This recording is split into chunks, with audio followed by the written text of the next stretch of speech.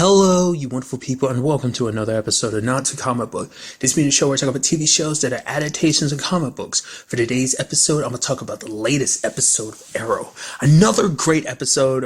In this episode, obviously, the main thing being that Oliver gets arrested by Agent Watson. And what's the real kick in the teeth? And it's something Oliver brings up. It's like, you did it in front of William. That's the thing. Like, any point in time, you could have done it. But more so than anything, it was a spectacle to arrest him in front of everybody, as well as doing it in front of William, just to kind of deal like a blow against him. Now that kind of coincides with what I keep thinking. Like, I honestly don't know where Agent Watson stands in this whole situation, because like every move she makes me think there's more to this. Like, either she is like legitimately a good agent trying to do the right thing, or, you know, maybe she's working with someone like, because it all seems like very motivated, like everything that she does this episode. Because obviously it coincides later on with the episode. Like, the moment they started beating up all those cops, I knew they were fake cops, but the moment they started beating them, I was like, yeah, this isn't going to be good, is it? Like, everyone's going to think you're bad guys. And it's like, oh, that kind of got used in this episode. It's like everything is a move. It's a calculated move. And I'd assume Caden's behind it. But once again, I don't know whether there's someone behind him or not, because this episode makes me think there might potentially be someone. But I mean, going back to Watson, it's just like, it just seems very interesting that now, out of any point in time, it's like, why now go after Oliver? Just because, like, it just seems weird out of any time you go after Oliver, and it's now, and you're going after him so hard. And it's something that was going back and forth between the team too. It's like, usually you start at the bottom and then you work your way up. You like typically go after the kingpin type of situation. You get lower ranked people so you can go and get the big person. But it's like, she went straight for Oliver. She went essentially straight for the jugular, if you want to kind of use that metaphor, which is kind of interesting. Like, because it seems like she has her suspicions about the rest of the team. She's suspicious about Dinah being a Black Canary, and also like throwing Diggle's name out there while she was talking to Oliver about him being the new Green Arrow. And it's like, she has all this belief, but apparently the FBI has this whole bunch of information which we don't know. Like, apparently they have a smoking gun to prove that Oliver is the Green Arrow, which I'm like, I don't know. Like, it's a little too suspicious, because this is all happening around the same time. That photo just happens to pop up. Like, Watson pops up right after that photo goes up. So it's like that digital photo. So once again, going back to Caden James being kind of the tech person he is. So, because it seems like basically like everything that went down this episode was kind of a ploy by Caden James. It was all set up it was like he set up this whole thing about a bomb, which apparently he still has all the ingredients necessary for it. Whether he'll use it for that particular purpose, we still don't know. But everything was for the purposes of meeting with Green Arrow, because apparently Green Arrow killed his son is what this is all about. But then, like, Oliver's asking the team to look into it, because, like, wait, what is this all about? Like, is there truth to this, or is someone misleading him? Which begs the question, like, could someone be lying to Caden about it? Like, maybe someone else put him on this path, because it's, like I said, it's too much to be a coincidence. I don't know. Like, Caden's a pretty smart dude, so I don't know. A large chunk of this might be his plan. There might be someone else. Like, how did he know to go to Lian Yu to get Black Siren? So, is it someone else new entirely backing his play, or could it be someone else? It'd be kind of interesting. I know it's not going to be the case, but it'd be kind of interesting if it turns out that a thinker is behind this. But the reason why I say that, because I don't think they're going to do that too much. Crossing over, like, obviously there's going to be a little crossover of references and stuff like that, but like overarching plot, I don't think they like do that. Like, each show's got its own story and its own villains they might cross over to a certain extent, sure, in certain aspects, but they don't want it to be full blown of like, no, like, oh, like, so it'd be cool and interesting if that was the case, but I doubt it. But I'm just curious to know all about that and like figure out Agent Watson now. I kind of want to give the benefit of the doubt. Okay, I don't agree with it, obviously. As, you know, a person like, you know, everyone who watches the show is like, well, obviously you're on Oliver's side. Yes, he's done a lot of things you don't 100% agree with. The way he's handled a lot of things, like in particular, killing people in the past, sure, but it's like, he's the superhero in this situation. So obviously you're going to be on his side, but then yet at the same time, we're like, well, there is law and order in this situation. I mean, the fact of the matter is Star City has had their problems, but they've kind of let things go, because it's like Green Arrow has become the hero that they needed. So there's that, but then it's like, I don't know. She really seems like she's going after Oliver. She's making too much of a she's making too much of a spectacle of it. But then again, it could be because it's like, he is a mayor. He's in such a powerful political position that she feels like she has to use politics. You know, maybe we end up finding a situation where at one point in time she was a good person, but then she kind of fell on some hard times, and now she's kind of doing this for some. You know, it's hard to say what her true motivation is in this. So you kind of want to give her the benefit of the doubt, but at the same time, it's like I kind of want her to be a bad guy because it's just like you're messing everything up. You're making Oliver's life so much harder, trying to balance that aspect of being a hero and, you know, a dad. Because obviously a big part of this episode was about Diggle and his whole situation around his whole trimmer situation, because Curtis helps him, gives him an injection that he's kind of been working on a prototype. And it seemed like it was working because you had him doing like those like, what would you call that when he's upside down like that, pushing himself out, which is pretty impressive. And you have Curtis being like, that's actually not fair you're doing that. It's just like Oliver, anytime he would be like, doing the thing he normally does shirtless, and it's just like, dude, stop showing off. It's essentially the same thing. But it turns out it didn't work because basically, and it seems like Diggle's condition is actually worse because of the drugs, you know, he was using. All that didn't mix well with what Curtis was experimenting on using. So, but now the condition has gotten worse because of all, I think they said steroids, but I guess they were specifically referencing the drug. Maybe it's even what I think more so the drug, not what Curtis did. I think that didn't help, but basically the nerve damage is spreading from his arm to his back. And if he continues, like, he will be paralyzed. So, because there was something I was wondering too, because obviously Curtis is like, oh, this is what me and Felicity know. I was like, oh, so you finally filled in Felicity, so they know about everything. I was like, and then she was acting weird. I was like, oh, does she not know? But then I was like, oh, no, never mind. Because Curtis said the whole thing about them. Oh, she didn't know. Curtis lied and made it seem like, well, my understanding was the fact is that Felicity knew, but it's like, no, Felicity had no idea. Her and Oliver still didn't know. Like, I knew last episode ended with them not knowing, but at the same time, I was like, oh, I thought they kind of got filled in just from what Curtis said. Which, like, what's crazy about this episode, too, is because it's showing you, like, kind of like a little bit of a downfall of Team Arrow, because things are kind of like slowly falling apart on many different fronts. You have Oliver getting arrested, and Dinah wants to just like, hey, I can help you. Like, we can mess up some things, make some like some stuff disappear, leave the gates open, like the cell open. But it's like Oliver's like, no, he has to do the right thing, because like if he goes about this the wrong way, it's going to screw up his whole situation with his son. So I am so like, you know, really quickly back to, I'm so curious what it is, that evidence they have that's a smoking gun. Like, how do you prove that? Is it connected to Susan? Because we haven't seen her at all this season, but it's like Susan ended up figuring things out, which Agent Watson's got a lot of it figured out. It's like, oh, you happen to like come back home just as soon as the hood starts popping up, which Oliver dealt with that back then. Then there was the whole Roy situation. Like I said, I'm just curious, like, why this is happening now. Like, not unless this is some like stuff with Adrian, like some like final moves, like some stuff that even after he dies, that even if Oliver won, that there still be ramifications, not unless this is like chain of events after his death type of thing. Maybe this is. That kind of got in my head too, like, could Adrian actually be Caden's son? I mean, there's a whole thing about, well, everything Adrian did last season was for his dad, but what if he didn't know that that wasn't his dad? Maybe, you know, he was adopted at a young age, because his real name is Owen. But I don't know. Like, I think everything was solidified last season. Like, no, that was definitely, you know, Adrian's dad and everything. So, I don't know. I'm curious to see what they do with that whole thing. Getting back to what I was talking about earlier. It's the fact is that Curtis lied about it.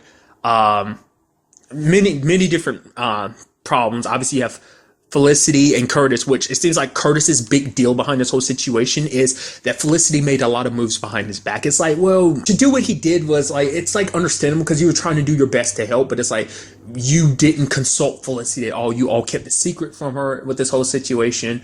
But it's like for Curtis, it's like, we're supposed to be in this, we're supposed to be partners, but you made all these business decisions, like, oh, what the business is named, or what we're going to produce, you know. I guess it's just one of those situations of like, oh, we're supposed to be in this together, we're a team and everything, but you're kind of going behind my back. It's like, you kind of see where Curtis is going from, but at the same time, it's just like, is that really something you should be doing? Like, especially with this particular situation, should you really be doing that on your own? But it's like I said, ultimately at the end, they kind of made up. I mean, there's still the whole aspect that Felicity ended up spending that, like, money that they got for part of their startup. They kind of post bail for Oliver. Really quickly, I love that little line at the beginning of like, it's like, oh, Felicity, what if, is it true that Oliver could be like the Green Arrow? She's like, if he was, I think I would know. She's like, besides, I'm more of a Flash person anyway. I was like, I think it's kind of interesting considering that's like a little wink and a nudge.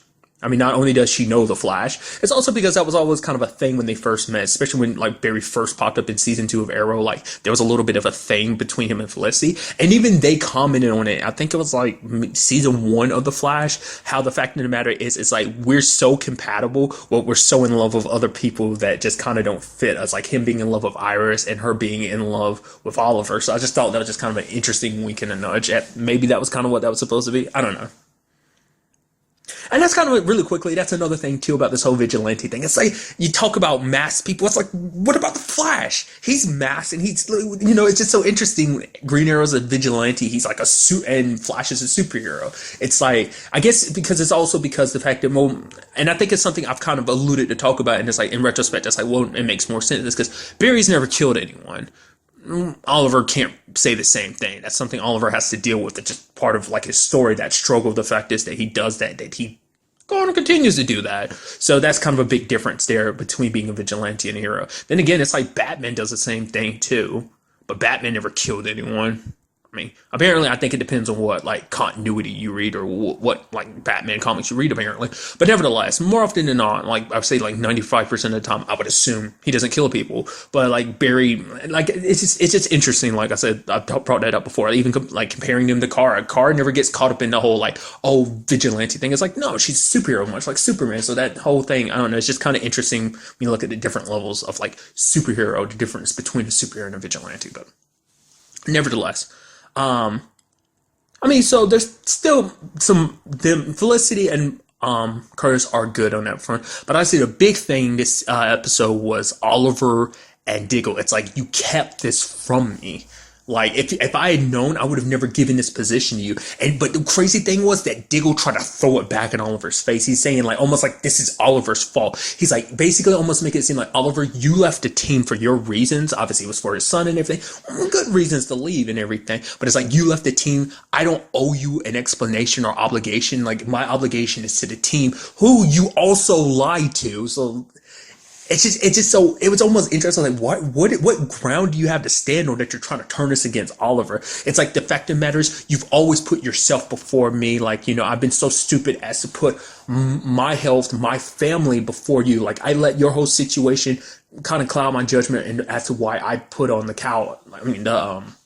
hood and everything. I was like, you're really twisting this and making it on Oliver's fault? It's like, that's super messed up. All the times that you told Oliver to tell the truth, stop keeping secrets, and here you are keeping a big secret that can literally get people killed, that almost got Renee hurt and almost killed himself. So Oliver would have never given you the hood if he knew that. So, but eventually they ended up apologizing to each other and I was like, that was just crazy to me. But I think it's just because Diggle ultimately admits like what his problem was. Like, obviously Oliver's like, the fact of the matter is, and that's something that has come up before, and that's something Conan pointed out too. It's like, because they had that whole conversation, because it's like, John has his own life. He has a wife and he has a son. And it's like, like Oliver's trying to pass up this opportunity because, well, for one, Oliver's in that particular situation with this whole Agent Watson situation, all the speculation about him being Green Arrow, plus his son, like having to walk those two lines between being a father and being the hero that the city needs. And then, so it's a little bit of a different circumstance, but still, like, the fact of the matter is John's got his own life too,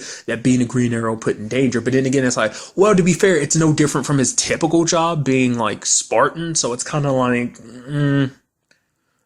maybe because he is Green Arrow, that means he has to be out even further in the front line, because there's even more responsibility, because he, that was his big issue at first, because like he has to be the one to call the shots and everything. So I see that there. So Oliver did apologize, but Diggle admits, like, it's something I never even thought about. He's like, remember when the Dominators took us, in the Heroes versus Alien aspect of the Arrow part of the crossover was them living in an alternate reality. Basically, it's something that I never really thought of. I didn't think much of it. It was like, oh yeah, in that world, Diggle's Green Arrow. Oh, that's funny. It's like I never thought beyond that. For him, it's like that world was kind of built on the life that they wanted, which is kind of interesting because that also speaks to the fact is that Felicity would still love doing what she does because she actually loves it, because in that world she was with Diggle still being hit, like, Overwatch. So it's like, oh, so that's where her mind is on everything. But obviously, like, for Oliver, it's just kind of like having his family back, having that life that him and Thea had before, having that all be okay and good, what their lives have become like now, not having all that, so it's just kind of like like, this is that considered like the perfect life or something like that? That's where my mindset is on the whole situation. But nevertheless, it was just kind of interesting because basically that's always been in Diggle's back of his mind. Like, oh, what if that part of me actually does want to be the hero, want to be Green Arrow? So when Oliver gave him that opportunity, that's more his main reason for not doing it. It's not selfish for Oliver to pass it on to him. It's the fact is that Diggle was like, you're actually making one of my dreams, making that come true. Something I didn't even know I wanted. And it's like, that's so fascinating. Like, on some level, he always wanted to be Green Arrow just because. I don't know. I guess it's also a situation where maybe, I don't know. It's just kind of interesting learning that about Diggle. So, I mean, when it's ultimately said and done, Oliver, it's saying that he will keep up the mantle for now, which I'm not surprised. I mean, the fact of the matter is, it kind of got spoiled for you already because of the whole previews. Because it's like, well, the crossovers coming up, and all the crossovers, it's Oliver as a Green Arrow. So it's kind of like, not too surprised. But then again, there's still always a possibility it was going to be like, no. He only becomes back as a Green Arrow for whatever reason during a crossover. So there's that. But it's like, no, it seems like he's staying that way for the show for at least immediate future. Which at the same time, too, even without the crossover, it's like, you can't expect him to pick the costume back up at some point, which I feel so weird to costume, but it's kind of expected. But then again, he is saying that when it's all said and done, he wants Diggle to pick it back up, so he's only got to wait for Diggle to get better. So I'm curious to see what they do with Diggle's story going forward with this whole situation. Obviously, he can't go out as Spartan either. He's still got to just be recovering until they find like a solution for his whole situation. Which, obviously, a very good thing in this episode is the fact is that Thea wakes up, which is like super amazing. Got to clue her in on everything. But immediately, there is a downside because immediately in my head, I'm like, that means Thea is going to probably end up becoming complicit, because the fact is that Oliver had to lie. Luckily, Green Arrow wasn't on any of the cameras during that whole situation. Only Black Canary, Mr. Terrific, and Wild Dog. I always stumble on him, Renee's code name, because I always think Mad Dog, but it's Wild Dog. That's always kind of have a little bit of hesitation every time I think. I always have to wait, what is it again? But nevertheless, but he ends up lying to Williams, like, oh yeah, Green Arrow wasn't there, because he ends up meeting Diggle. It's like, wait, if you're here, what does that mean? Nope, Green Arrow wasn't there, only them. But now he has to lie, which to him, it's like, it's okay because I'm only going to be doing this temporarily. But the fact of the matter is, you're still going to lie to him. And William's in that situation where he's already caught between so much. The fact is, his mom's gone. He's starting to get, you and him, your relationship is getting better. But now it's like, oh, you're getting arrested. He's got the potential of losing you. And then there's also going to be the fact is that you're breaking your promise to him. But it's like, he needs to be Green Arrow, but at the same time, it's like, William might look at it as like, well, no. You want to be Green Arrow. Being Green Arrow is more important to me. Well, you're lying to me. You lied to me this entire time. Eventually that's going to come out, which I'm thinking like Thea might end up becoming his alibi. Thea kind of might cover for him. Maybe even Felicity will. I mean, Felicity might be a little harder considering the fact is that she has to go off and kind of be Overwatch and everything too. So I think Thea might be kind of caught in the middle of that, sadly, during her whole situation, which maybe Thea waking up could also lead to us finding out about Merlin, still wondering about that whole situation. So, because I'm really glad to see that Thea is awake, and especially because Oliver visited her early in the episode. It's like, I need you. Like, I think he needs someone else on his corner. Like, especially because she's like the only family he's got left, and he's like, he just can't do any of this without her. So, I'm curious to see what goes down going forward, with this whole situation. Especially that. And also there was another bit of the episode too that I really appreciated, was the fact is that Dinah and Lance kind of bonded over the fact is they're dealing with a respective but similar situation of like, well, people that we love are back in our lives, but they're kind of bad guys. She's got Vincent being vigilante, and Lance has Laurel Black Siren in his life. And it's just like, they both had an opportunity to take down that particular person, but they couldn't. And for Lance, it's like, I'm responsible for every person that she's ever killed subsequently since, because I couldn't stop her, which Dinah's hoping that's not the case. She's like, we're good people. We see the good in people, and that's not a bad thing. So that, because remember, she's still keeping that a secret from her team that she met up with Vince, and the fact is that she talked to him and let him go. So that's something that they're both carrying, which is kind of interesting. I shouldn't be too surprised considering the fact is that they kept the whole like Black Siren thing kind of secret from the beginning, and in their eyes, it's kind of like, you know, I don't know, like she kept that secret for Lance because it was Lance's.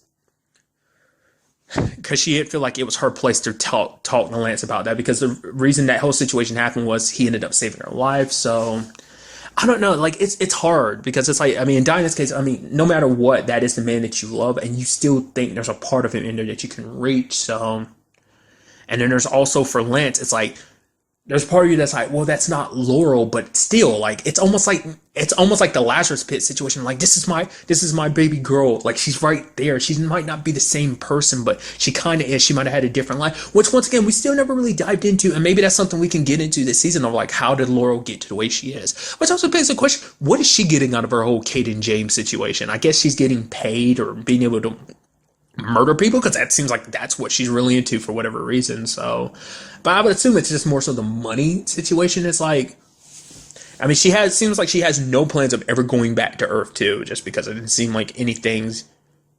Did she ever leave after season 2? Like, obviously she popped up again like last season of Arrow, like at the I think kind of the mid-season finale.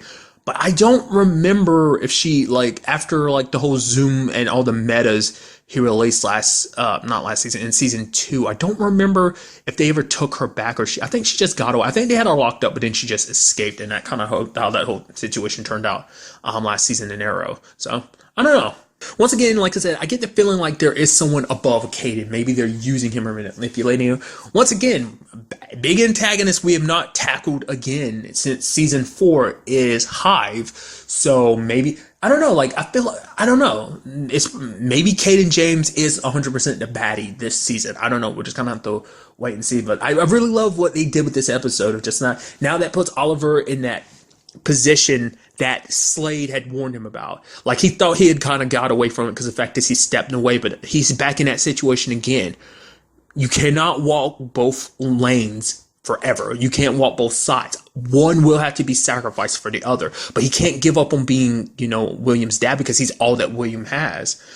There's a whole thing about getting in touch with Samantha's parents or family, but like I don't think still nothing's happened from that. Maybe that'll be something we see going forward too, but I'm surprised there hasn't been a situation of like him losing custody of William, because of this whole thing of like, well, he's kind of in a felony type of situation. He could go away for a long time, potentially being Green Arrow, and then things kind of get worse because of the whole videotape, and now Vigilante, the bill passed to kind of like criminalize Vigilante activity. So going forward, not only do they have to worry about stopping bad guys, they're in that situation again where like they were last season of like they got to worry about the cops, but it's not like a situation of like giving enough time and showing them like, no, we're on the same side, that they can, it's like, no, they're going to be coming after you with everything they got. So, and you got Agent Watson coming at you with everything she's got. So it is not a very good situation. Like, obviously things are working out, at least, you know, at the very least Thea is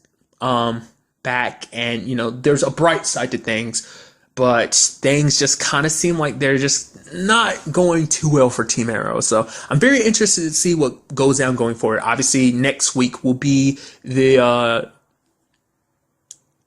Crisis on Earth X crossover, which I'm super excited about. It will be obviously 2-night event of Monday and Tuesday. I ultimately decided what I'm going to do. Pretty much I'm going to do what I did last season with last year with the Heroes versus Alien crossover of like, basically I'll record my thoughts for each specific episode each night, because they're like 2 parts each night, and then like which Wednesday will be where I put it up. So I'm just going ahead and putting that out there to anyone that might be listening and is curious of what I'm going to do about the whole situation. So that's why I just want to kind of add that to the tail end. But even just then, like obviously that's going to be the continuation of the story to a certain extent, but more so it's just like there's going to be a specific storyline for the crossover, and then obviously we're going to see like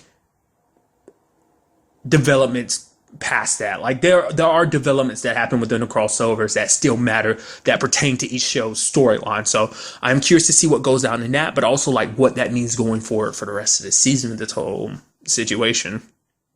Because like Caden seems like he's like, yeah, I want you to know that when this city burns, why it's burning. That essentially it's all his fault. So it's not just a Green Arrow thing. I guess it's because Green Arrow tries so hard to save this city that it's like, I will burn this city because it's the city that apparently you care so much about. If that were the case, I feel like he'd go out like, because the thing is like Helix knew who all like in particular. Helena knew that Oliver was Green Arrow. She figured out everyone's identity. So it's like Caden James is pretty smart. Plus he has connections to Helix. So obviously he would know as well. So like I said, still going back to the fact that I'm pretty sure he's the one that set this all up. Releasing that doctor photo of Oliver. But once again, all of that, we would just have to wait and see where it goes from here, and continuing on. So. But really, that's all I want to talk about in this episode. Till the next time we meet, be happy, be safe, love life to the fullest, and enjoy it. Good day and goodbye.